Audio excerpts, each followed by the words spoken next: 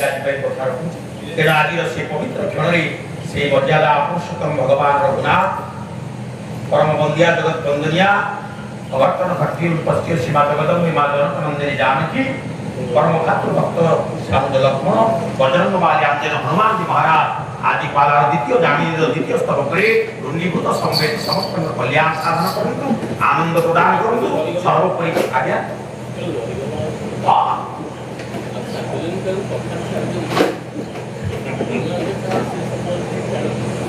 कथा होची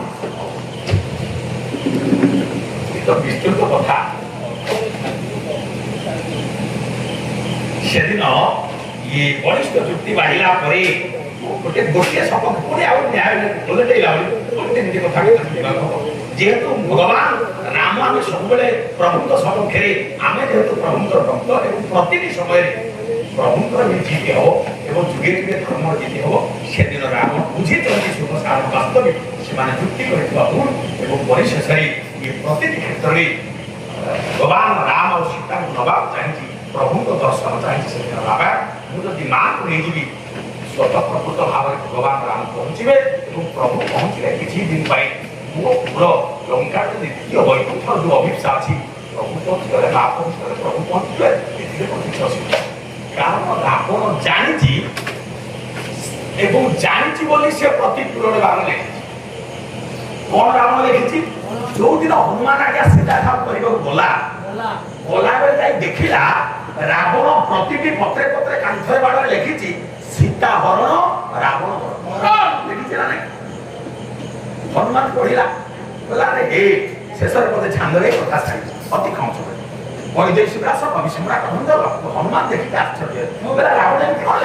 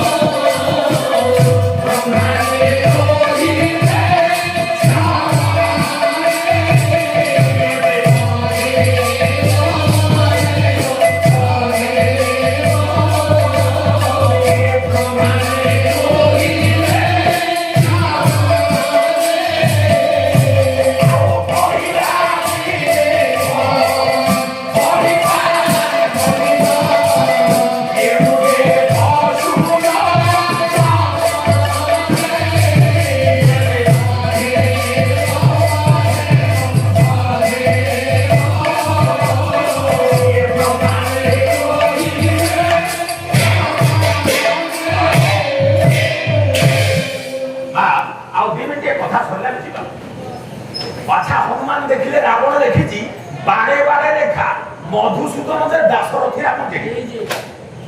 विदेह राजन पालिता दासुता सीता चोरी बनी कहि मु जदि सीता को न चोरी करे बधेव ब्रह्मांड रहिबे क्षमा के सृष्टि रे मते मारी पारिबे रावण जानि सुनी लेखिछि सीता हरण रावण मरण शेषरे मध्ये से सीता को चोरी करि देछि बढ़िला विवेक पढ़ी पाबनिरो एनुए पशुधन बोले या तो निर्बोध बोले संसार की नहीं जे जानी से भूल करे ताकि संसार कौन करे या जानी से वो सीता को चोरी करे नहीं ये सब सत्य से सीता को चोरी कर देछि तो अते जेते बेले मृत्यु आसन्न हुए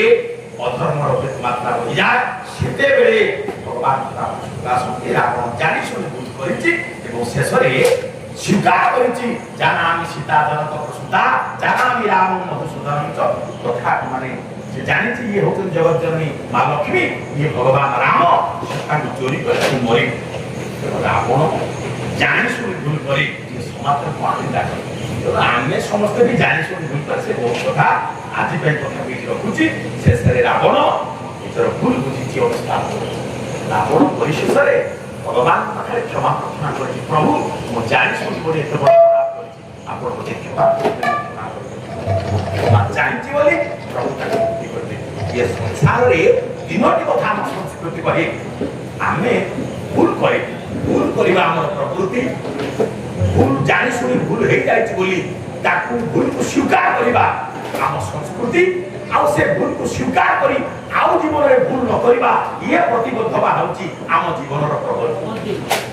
ଭୁଲ ହେବା ଆମ ପ୍ରକୃତି, ଭୁଲକୁ ସ୍ୱୀକାର କରିବା ଆମ ସଂସ୍କୃତି, ସେ ଭୁଲକୁ ସ୍ୱୀକାର କରି ଆଉ ଜୀବନରେ ଭୁଲ ନ କରିବା ଇଏ ପ୍ରତିବଦ୍ଧ ହେବା ହୃଦୟରେ ଆଣିବା, ଇଏ ହେଉଛି ଆମ ଜୀବନର ପ୍ରଗତି। ରାବଣ ଶେଷରେ ମହାପ୍ରଭୁ ଭଗବାନ ସମସ୍ତଙ୍କର କଲ୍ୟାଣ କରନ୍ତୁ, ଆନନ୍ଦ ପ୍ରଦାନ କରନ୍ତୁ। ପୁଣି କାଲି ପ୍ରଥମ ଠାକୁରେ ଆପଣମାନଙ୍କ ସହିତ ସାଂସ୍କୃତିକ ଦର୍ଶନ ଅପେକ୍ଷା କରୁଛି। ଆଉ ବିଦାୟ ବେଳରେ ଶ୍ରୀମନ୍ତ ମଣ୍ଡଳୀ